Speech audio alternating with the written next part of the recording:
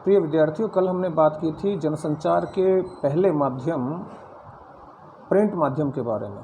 आज हम बात करने जा रहे हैं रेडियो के बारे में। रेडियो श्रव्य माध्यम है। कल मैं बात कर रहा था कि रेडियो जो है एक ऑडियो मीडियम है। ऑडियो का मतलब है श्रव्य, श्रव्य का मतलब जिसको सुना जाता है। इसमें सब कुछ ध्वनि, स्वर और शब्दों का खेल है। इसमें मुख्य रूप से ध्वनि, स्वर और शब्द इनका खेल है। इन सब वजहों से रेडियो को श्रोताओं से संचालित माध्यम माना जाता है। रेडियो पत्रकारों को अपने श्रोताओं का पूरा ध्यान रखना चाहिए। इसकी वजह यह है कि अखबार के पाठकों को यह सुविधा उपलब्ध रहती है कि वे अपनी पसंद और इच्छा से कभी भी और कहीं से भी पढ़ सकते हैं। अगर किसी समाचार, लेख या फीचर को पढ़ते हुए कोई बात समझ में नहीं आई तो पाठक उसे फिर से पढ़ सकता है। यह प्रिंट में है बेटा, या शब्दकोश में, डिक्शनरी में उसका अर्थ देख सकता है या किसी से पूछ सकता है। लेकिन रेडियो के श्रोता को यह सुविधा उपलब्ध नहीं होती।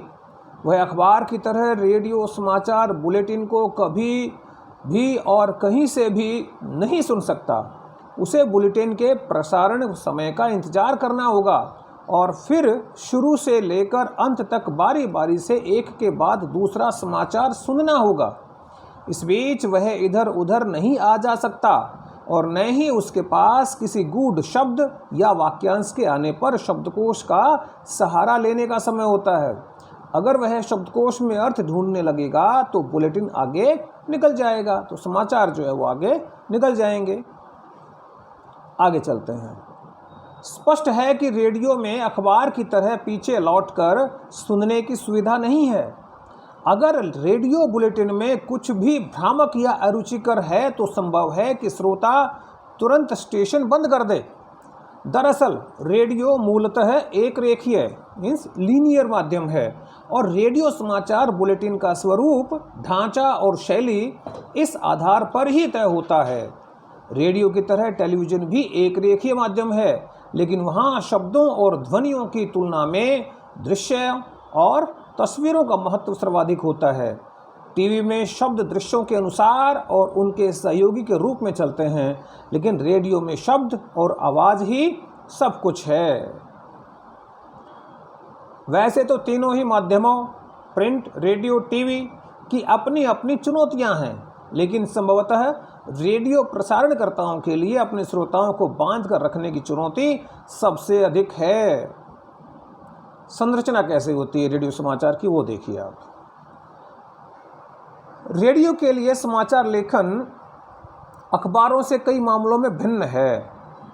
चूंकि दोनों माध्यमों की प्रकृति अलग अलग है, इसलिए समाचार लेखन करते समय उसका ध्यान जरूर रखा जाना चाहिए।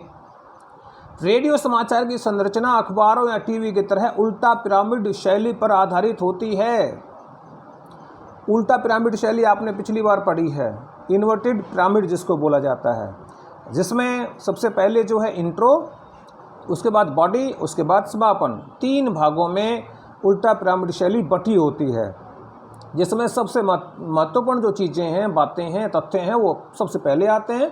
उसके बाद कम और लास्ट में सबसे कम महत्व की बातें रहती हैं। चाहे आप किसी भी माध्यम के लिए समाचार लिख रहे हों, समाचार लेखन की सबसे प्रचलित, प्रभावित और लोकप्रिय शैली उल्टा पिरामिड शैली ही है।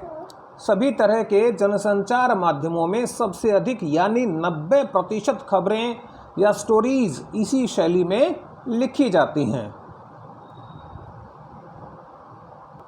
तो हमने पिछली बार भी पढ़ा था कि उल्टा पिरामिड शैली में समाचार के सबसे महत्वपूर्ण तथ्य को सबसे पहले लिखा जाता है और उसके बाद घटते हुए महत्व क्रम में अन्य तथ्यों और सूचनाओं को लिखा या बताया जाता है। इस शैली में किसी घटना, विचार, समस्या का ब्यौरा कालानुक्रम के बजाय सबसे महत्वपूर्ण तथ्य या सूचना से शुरू होता है। तात्पर्य यह है कि इस शैली में कहानी की तरह क्लाइमैक्स अंत में नहीं बल्कि खबर के बिल्कुल शुरू में आता है। उल्टा पिरामिड शैली में कोई निष्कर्ष नहीं होता है, तो ये आप ध्यान रखिए। आप अखबार में पढ़ेंगे तो सबसे पहले लिखा मिलता है कि बस ट्रक की भिड़ंत, 20 की मौत। ये क्लाइमैक्स है, तो क्लाइमैक्स सबसे पहले आता है इसमें, बाद में फिर घटते हुए महत्व क्रम में बाकी बातें लिखी जाती हैं। उल्टा पिरामिड शैली के तहत समाचार को 3 हिस्सों में बांटा जाता है। ये आप ध्यान रखेंगे, मैंने अभी आपको बताया था। 3 हिस्सों में बांटा जाता है। प्रश्न आपसे पूछ सकते हैं, पहले है इंट्रो, उसके बाद बॉडी, उसके बाद समापन। समाचार के इंट्रो या लीड को हिंदी में मुखड़ा भी कहते हैं। इंट्रो को ही मुखड़ा कहते हैं। इसमें खबर के मूल तत्व का शुरू की 2 या 3 पंक्तियों में बताया जाता है। यह खबर का सबसे अहम हिस्सा होता है। इसके बाद बॉडी में समाचार के विस्तृत ब्यौरे को घटते हुए महत्व क्रम में लिखा जाता है। हालांकि इस शैली में अलग से समापन जैसी कोई चीज़ नहीं होती, या यहाँ तक कि प्रासंगिक तथ्य और सूचनाएं दी जा सकती हैं। अगर ज़रूरी हो तो समय और जगह की कमी को देखते हुए आखिरी कुछ लाइनों या पैराग्राफ को काटकर हटाया भी जा सकता है, और इस स्थिति में खबर वहीं समाप्त हो जाती है। ये आपने ध्यान रखना है। रेडियो समाचार के इंट्रो पर गौर कीजिए। उत्तर प्रदेश के उन्नाव जिले में एक बस दुर्घटना में आज 20 लोगों की मौत हो गई। मृतकों में 5 महिलाएं और 3 बच्चे भी शामिल हैं। एक और उदाहरण देखिए इंट्रो का। महाराष्ट्र में बाढ़ का संकट गहराता जा रहा है। राज्य में बाढ़ से मरने वालों की संख्या बढ़कर 465 हो गई है। मुख्य बातें रेडियो समाचार लिखते समय क्या क्या होनी चाहिए वो आप देखिए।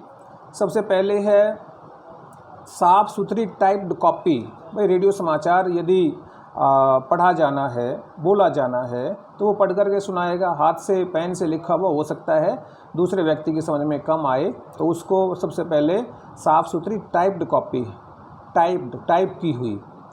रेडियो समाचार कानों के लिए यानी सुनने के लिए होते हैं, इसलिए उनके लेखन में इसका ध्यान रखना ज़रूरी होता है।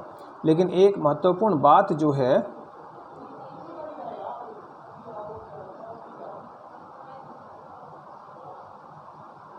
एक महत्वपूर्ण जो तथ्य है उसको नहीं भूलना चाहिए कि सुने जाने से पहले समाचार वाचक या वाचिका उसे पढ़ते हैं और तब वह श्रोताओं तक पहुंचता है। इसलिए समाचार कॉपी ऐसे तैयार की जानी चाहिए कि उसे पढ़ने में वाचक वाचिका को कोई दिक्कत नहीं हो। अगर समाचार कॉपी टाइप्ड और साफ़ सुथरी नहीं है तो उसे पढ़ने के दौरान वाचक वाचिका के अटकने या गलत पढ़ने का खतरा बना रहता है और इससे श्रोताओं का ध्यान बढ़ता है, वे भ्रमित भी हो जाते हैं। बीच में एंकर को, वाचिका को, वाचक को सॉरी बोलना पड़ता है। प्रसारण के लिए तैयार की जा रही समाचार कॉपी को कंप्यूटर पर ट्रिपल स्पेस में टाइप किया जाना चाहिए। ट्रिपल स्पेस का मतलब है दोनों साइड हाशिया छोड़ करके। जैसे आप आंसर शीट पर लिखते हैं तो राइट लेफ्ट दोनों तरफ एक हाशिया छोड़ लेते हैं, तो ट्रिपल स्पेस उसको कहा जाता है। 3 पार्ट उसके हो जाते हैं। कॉपी के दोनों ओर पर्याप्त हाशिया छोड़ा जाना चाहिए। एक लाइन में अधिकतम 12-13 शब्द होने चाहिए। पंक्ति के आखिर में कोई शब्द विभाजित नहीं होना चाहिए, टूटना नहीं चाहिए, और पृष्ठ के आखिर में कोई लाइन अधूरी नहीं होनी चाहिए।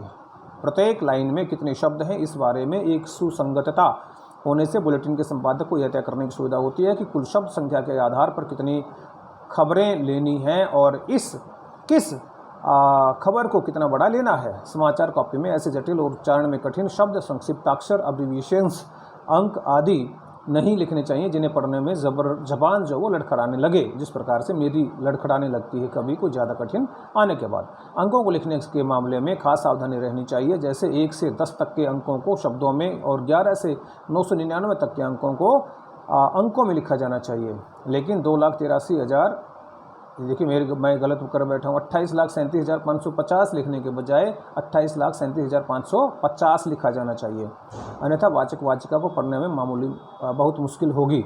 हमें हमेशा ध्यान में रखना चाहिए कि इसी तरह अखबारों में % और डॉलर जैसे संकेत चिन्हों से काम चल जाता है, लेकिन रेडियो में यह पूरी तरह वर्जित है। यानी प्रकाशित प्रतिशत और डॉलर लिखा जाना चाहिए। जहाँ भी संभव और उपयुक्त हो दशमलव को उसके नज़दीकी पूर्णांक में लिखना बेहतर होता है। इसी तरह 28,37,550 रुपये को रेडियो में लगभग 28 लाख रुपये लिखना श्रोताओं को समझाने के लिहाज से बेहतर है। इस तरह की वित्तीय संख्याओं को उनके नज़दीकी पूर्णांक में लिखना चाहिए। लेकिन इसके कुछ अपवाद भी हैं, जैसे खेलों के स्कोर को उसी तरह लिखना चाहिए। सचिन तेंदुलकर ने अगर 98 रन बनाए हैं तो उसे लगभग 100 रन नहीं लिख सकते। इसी तरह मुद्रास्फीति के आंकड़े नज़दीकी पूर्णांक में नहीं बल्कि दशमलव में ही लिखे जाने चाहिए। वैसे रेडियो समाचार में अत्यधिक आंकड़ों और संख्या का इस्तेमाल नहीं करना चाहिए, क्योंकि श्रोताओं के लिए उन्हें समझ पाना कठिन होता है। आंकड़े तुलनात्मक हों तो बेहतर होता है। इस साल गेहूं का उत्पादन पिछले वर्ष के 80 लाख टन से बढ़कर 86 लाख टन हो गया। की तुलना में इस साल गेहूं का उत्पादन पिछले वर्ष की तुलना में 7.5% बढ़कर 86 लाख टन पहुंच गया। ज़्यादा संप्रेषणीय है, ज़्यादा बेहतर है। रेडियो समाचार कभी भी संख्या से नहीं शुरू होना चाहिए। इसी तरह तिथियों को उसी तरह लिखना चाहिए जैसे हम बोलचाल में इस्तेमाल करते हैं, 15 अगस्त 1985 न कि 15,1985। उसके बाद है डेडलाइन। डेडलाइन आपको पता है, पीछे हमने पढ़ा था। डेडलाइन क्या है? डेडलाइन जो है वो समाचार स्वीकार करने का एक समय सीमा होती है। संदर्भ और संक्षिप्ताक्षर का प्रयोग। रेडियो में अखबार की तरह डेडलाइन अलग से नहीं बल्कि समाचार में ही गुथी होती है।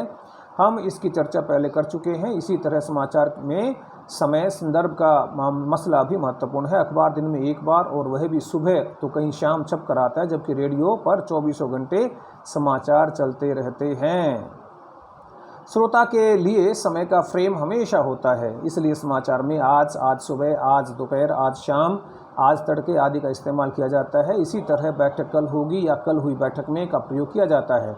इसी सप्ताह, अगले सप्ताह, पिछले सप्ताह, इस महीने, अगले महीने, पिछले महीने, इस साल, पिछले साल, अगले बुधवार या पिछले शुक्रवार का इस्तेमाल करना चाहिए। संक्षिप्ताक्षरों के इस्तेमाल में, एब्रिविएशंस के इस्तेमाल में काफ़ी सावधानी बरतनी चाहिए। बेहतर तो यही होगा कि उनके प्रयोग से बचा जाए, क्योंकि एक से जो है अलग अलग मीनिंग निकल सकते हैं। MP मेंबर ऑफ पंचायत भी हो सकता है, MP मेंबर ऑफ पार्लियामेंट भी हो सकता है। संक्षिप्त अक्षरों के प्रयोग के दौरान यह लिखा जाना चाहिए कि वह कितना लोकप्रिय है। जैसे WTO, world trade organisation, UNICEF आपको पता है शॉर्ट है, UNICEF, सार्क, ICICI बैंक का इस्तेमाल सीधे भी किया जा सकता है। उसकी लोकप्रियता को देखना चाहिए कि सब लोग उसको जानते हैं या नहीं जानते हैं, ये अति आवश्यक है। यदि ये हमने ध्यान नहीं रखा तो भ्रामक स्थिति उत्पन्न हो सकती है। कोई श्रोता जो है उसको दूसरे रूप में उसका प्रयोग कर सकता है, उसके बारे में वो सोच सकता है, तो ये अति आवश्यक है। टेलीविज़न की बात अगली वीडियो में करेंगे।